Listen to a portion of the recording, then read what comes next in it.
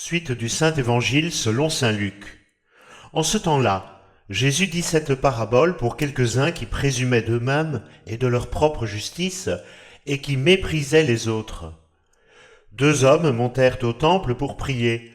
L'un était pharisien et l'autre publicain. Le pharisien étant debout priait ainsi en lui-même.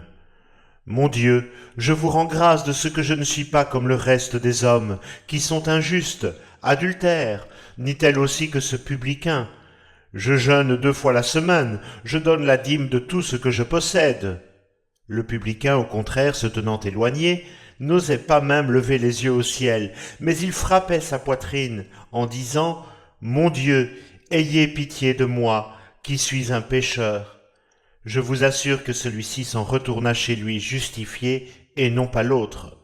Car quiconque s'élève sera abaissé, et quiconque s'abaisse sera élevé. Au nom du Père et du Fils et du Saint-Esprit, ainsi soit-il. Mes chers frères, à cette demande, pour faire produire à l'âme des fruits de salut, quels sont les moyens à employer? Quelqu'un répondit, le premier, c'est la prière. Et le second, la prière. Et le troisième, la prière, non pas celle du pharisien, mais celle du publicain. 4 motifs nous excitent vivement à la prière. Son excellence, sa nécessité, sa facilité, son efficacité. Et d'abord son excellence. Qu'est-ce qu'en effet que la prière? Une élévation de notre âme vers Dieu, pour lui donner le tribut de nos hommages et l'assurance de nos remerciements, pour implorer la rémission de nos fautes et le secours de ses grâces. Par la prière, notre âme sort du monde, pour ainsi dire, et s'envole dans le divin séjour. Elle fuit la société de l'homme afin d'entrer en conversation avec le Seigneur. Elle oublie ses occupations terrestres en vue de soigner ses intérêts éternels. La prière est une chaîne d'or qui relie la terre au ciel, une échelle mystérieuse qui fait monter la créature au Créateur, un billet qui donne au sujet l'entrée dans la cour céleste. La prière est le gémissement du coupable qui demande miséricorde, de l'opprimé qui sollicite protection, du pauvre qui implore assistance. La prière est le sentiment d'une âme qui soupire. « Ô mon Dieu, je suis faible, soutenez-moi, aveugle, éclairez-moi, désolé, consolez-moi. Abattu, relevez-moi. » La prière est donc pour nous très honorable et très avantageuse puisqu'elle nous donne accès auprès du divin monarque et nous met en rapport avec notre Dieu. Dans ce monde, il en est peu qui puissent arriver jusqu'au chef de l'État, jusqu'au prince, et moins encore qui soient honorés de ses confidences. Quand il parcourt l'État, chacun n'a pas l'honneur de lui parler, mais par la prière, nous nous entretenons avec la majesté, devant qui toutes les autres ne sont rien. Là, pas de caporal qui nous crie « On ne passe pas !» Là, pas de sentinelle qui nous adresse ces paroles « Où allez-vous? Le souverain n'est pas visible !» Au contraire, la garde angélique nous dit « Passez toujours, le roi du ciel est toujours prêt à vous accueillir. » Chrétiens, voyez-vous, quand on récite une prière, c'est comme si l'on disait au Seigneur « Mon Dieu, voulez-vous m'accorder une audience? J'ai tant de choses à solliciter de votre bonté. » À la minute, l'audience est octroyée par celui qui non seulement exprime le souhait, mais nous donne l'ordre de prier. Demandez, cherchez, frappez. Un indigent, à qui le plus illustre et le plus riche des hommes ferait pareille faveur, ne se croirait-il pas grandement honoré? Quelle gloire donc pour un simple mortel de recevoir non seulement l'invitation, mais le commandement de s'adresser directement à la toute-puissance même. Le premier motif qui doit donc nous exciter vivement à la prière, c'est son excellence. Le deuxième, c'est sa nécessité. « Sans moi, déclare Jésus-Christ, vous ne pouvez rien pour sauver votre âme. » Il ne dit pas, comme le remarque un père de l'Église, saint Augustin, « Vous pouvez beaucoup ou peu », mais simplement « Vous ne pouvez rien, ni beaucoup, ni peu. » Nous avons donc besoin de l'aide du ciel pour éviter le mal et réaliser le bien. De même affirme saint Paul, « nous ne sommes pas capables de former une bonne pensée. Comment alors fuir le vice et pratiquer la vertu? C'est Dieu qui nous en rendra capables moyennant sa grâce, mais généralement ce don précieux ne s'obtient que par la prière. D'après ces paroles de l'Évangile, on donne à celui qui demande, qui cherche trouve, on ouvre à celui qui frappe. C'est pourquoi nous dit le Rédempteur, il faut prier toujours et ne jamais se lasser. Prier sans cesse, ajoute saint Paul.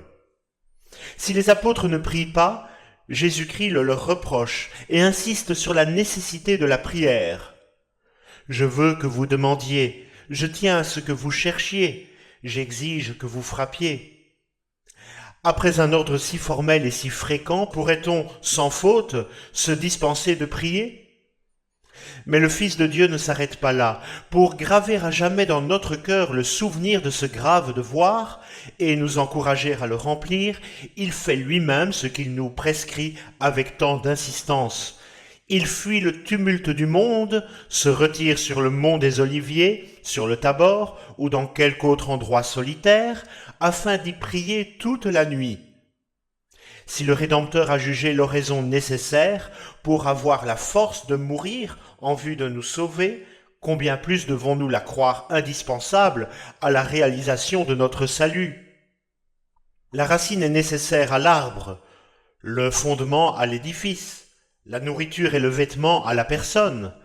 La prière l'est plus encore à l'âme. D'après saint Jean Chrysostome, elle est à l'âme ce que les nerfs sont au corps. De même que celui-ci devient cadavre lorsque ceux-là se rompent, ainsi l'âme ne saurait vivre de la vie de la grâce quand elle abandonne la prière. La prière est pour l'âme ce que le rempart est pour une ville, le bouclier pour un combattant. Une cité sans fortification, un soldat sans armes, peuvent-ils se défendre contre les assaillants? De même, sans la prière, impossible de repousser les attaques de la chair, qui, par ses faiblesses et ses instincts, tend à nous mettre au niveau de l'animal. Impossible de repousser les attaques du monde, qui, par ses scandales et ses entraînements, cherche à nous jeter hors de la voie du ciel. Impossible de repousser les attaques du démon, qui rôde sans cesse autour de nous pour nous dévorer. Vous le savez, mes très chers frères, c'est un principe de foi. Dieu désire que tous les hommes se sauvent. Or, qui veut le but, veut le moyen pour l'atteindre. Ce moyen, c'est la grâce, et la grâce n'est accordée qu'à la prière. Conséquemment, c'est un dogme aussi qu'elle est indispensable au salut. Donc il faut rigoureusement que les pécheurs prient s'ils veulent briser leur chaîne et revenir à Dieu. Car c'est par la prière que toute conversion commence, continue, s'achève. Il faut que les justes fassent de même s'ils tiennent à la couronne de gloire, attendu qu'elle n'est décernée qu'à la persévérance et que celle-ci n'est promise qu'à la prière. Le deuxième motif qui doit donc nous exciter vivement à la prière, c'est sa nécessité. Le troisième, c'est sa facilité. Pour prier, nous n'avons pas besoin, mes chers frères, d'être versés dans les sciences humaines, ou favorisés de fortune et de la santé, de construire des phrases brillantes et nombreuses, d'entreprendre de longs et périlleux voyages sur terre et sur mer et dans les airs. Non, pour prier, nous n'avons pas à remplir des formalités plus ou moins ennuyantes, des conditions plus ou moins difficiles. Il suffit d'avoir une intelligence pour connaître la puissance du Créateur et l'infirmité de la créature, un cœur pour sentir la bonté de notre Père céleste et lui rendre amour pour amour, en désirant que tous les hommes révèrent son nom 3 fois saint, se laisse gouverner par son infinie sagesse et s'efforce d'exécuter son adorable volonté. C'est pourquoi, je le répète, Jésus-Christ nous ordonne de prier toujours et de ne jamais nous lasser. Il ne nous commande pas de jeûner toujours, de faire toujours des aumônes et des pèlerinages, cela ne nous étant pas toujours possible. Mais il est toujours en notre pouvoir d'élever notre âme vers Dieu pour lui dire « Seigneur, je souhaite que toutes les nations vous bénissent et vous servent. Je vous conjure de me fortifier du pain de votre grâce, de me décharger du poids de mes fautes, de me garantir contre les assauts du tentateur. » Nous pouvons nous livrer à ce salutaire et doux exercice malgré nos occupations. Si dans le Cantique des Cantiques, l'épouse a pu dire à Dieu « Je dors, mais mon cœur veille », nous pouvons dire, nous, « Je travaille, mais mon cœur prie ». Je suis dans mon ménage, je suis à l'atelier, je suis au bureau, je suis à la campagne, je suis à la forêt, je suis en voyage, mais en toutes ces circonstances, mon cœur prie. La prière étant si facile, n'allons pas, chrétiens, nous retrancher derrière ce prétexte faux, ridicule, impie. Je n'ai pas le temps de prier. Vous n'avez donc pas le temps de remercier celui qui vous a protégé contre le trépas durant votre sommeil et qui donne à votre corps la force de se lever, à vos membres celle de gagner le pain quotidien. Vous n'avez pas le temps de vous agenouiller 2 ou 3 minutes en présence de celui qui chaque jour vous en prodigue des centaines et vous préserve des malheurs. Il est écrit, sans la foi, c'est impossible de plaire à Dieu. La miséricorde environnera quiconque met son espoir dans le Seigneur. Celui qui ne l'affectionne pas reste dans la mort. Malédiction sur tous ceux qui n'aiment pas Jésus.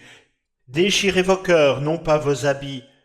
Sans moi, vous ne pouvez rien dans l'ordre surnaturel. Tous ces textes vous sont connus, mes chers frères, et vous n'avez pas à votre réveil le temps de dire « Mon Dieu, je crois en vous, parce que vous êtes la vérité même.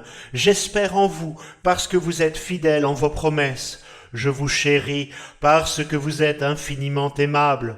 Je hais tous mes péchés parce qu'ils vous déplaisent. Je suis un pécheur semblable aux publicains qui se frappent la poitrine. Soyez-moi propice, Dieu de clémence, et veuillez aujourd'hui m'aider à fuir le mal et à faire le bien. Vous n'avez pas le temps de prier. C'est à peu près comme si vous disiez « Je n'ai pas le temps ni de manger, ni de boire, ni de dormir, ni de respirer. » Vous croirait-on si vous parliez de la sorte ? Et vous pensez qu'on vous croit lorsque vous prétendez n'avoir pas le loisir de prier ? Vous n'avez pas le temps de prier. C'est comme si vous disiez encore « Les affaires de cette vie comparées à celles de l'autre ne sont que des bagatelles. J'ai le temps de m'occuper des choses les plus futiles. Je n'ai pas le temps de vaquer aux choses les plus importantes. J'ai le temps de me livrer au plaisir et d'amasser de la fortune. Je n'ai pas le temps de me vouer à la pénitence et de faire mon salut. Insensé! Que sert-il à l'homme de gagner l'univers s'il vient à perdre son âme ?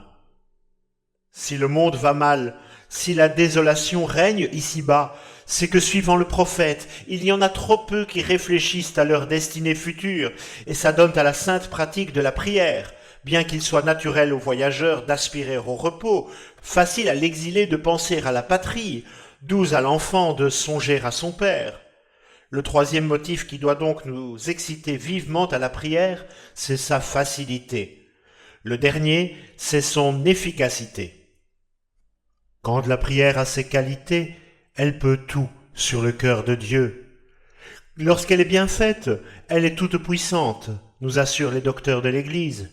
Elle nous rend le ciel favorable et nous en ouvre les trésors. Ici les preuves sont abondantes et les merveilles nombreuses. Tous nous sommes instruits et touchés de la supplique d'Abraham. Le Très-Haut voulant détruire 2 cités abominables, révèle son projet au patriarche.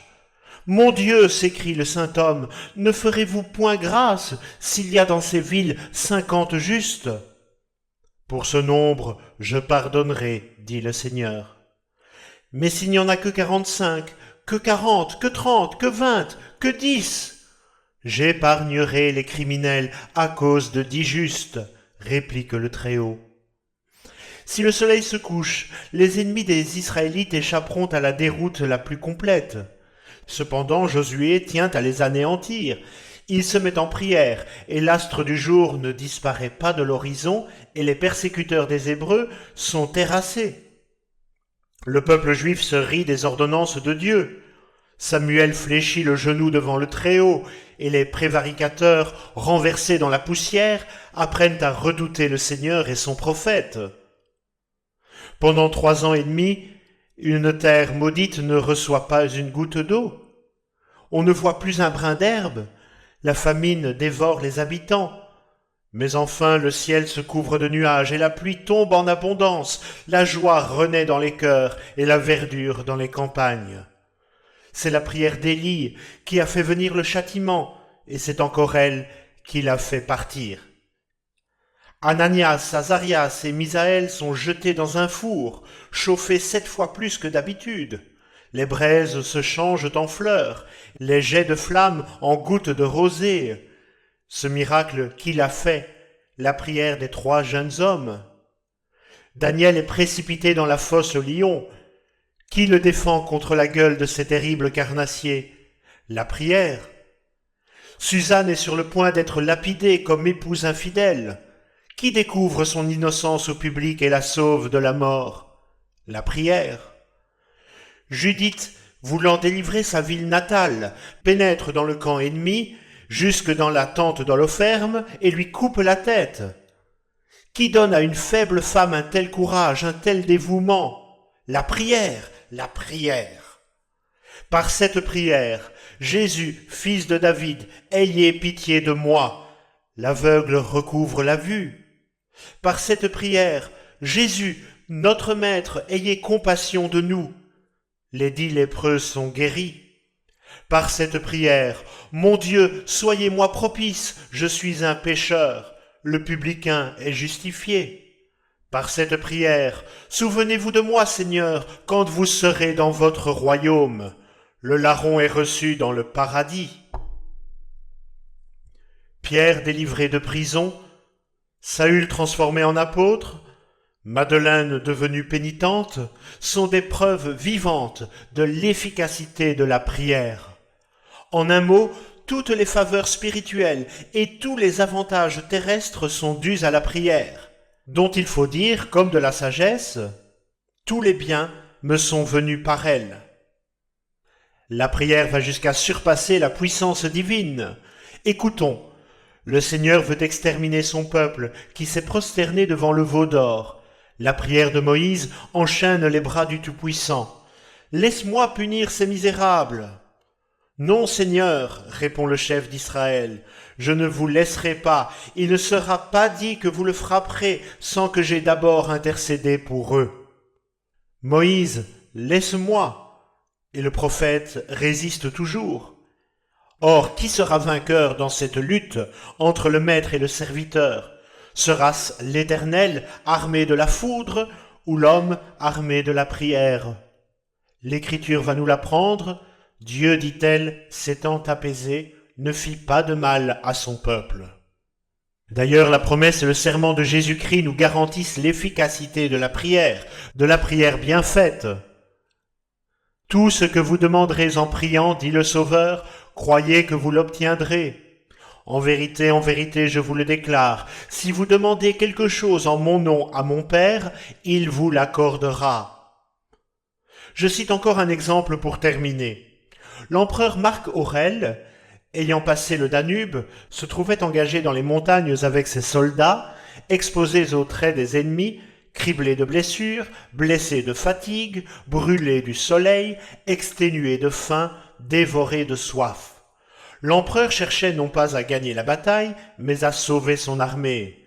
Impossible! Heureusement que parmi ces idolâtres se trouvait une légion de militaires chrétiens. Le danger ravive leur foi. Ici, disent-ils, il n'y a pas à combattre. Prions. Tous se prosternent. Leurs mains déposent les armes pour s'élever vers celui qui commande aux éléments. Le Seigneur exauce leurs supplications. Le ciel qui lançait une chaleur dévorante se couvre de nuages. Une pluie torrentielle inonde le camp romain, tandis que le camp barbare, où nulle prière n'avait retenti, ne reçoit pas d'eau. Cependant les ennemis, voyant l'armée de Marc Aurèle occupée à se désaltérer, fondent dessus, mais fortifiée par la prière chrétienne, elle combat vaillamment et remporte la victoire. L'empereur, dans sa reconnaissance, avoue qu'il doit ce triomphe à la piété des guerriers chrétiens et défend de les persécuter.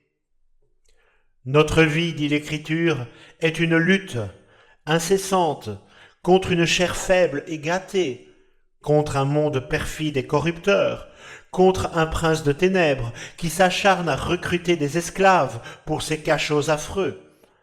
Si les soldats sont exposés au péril dans l'ordre physique, nous le sommes plus dans l'ordre moral.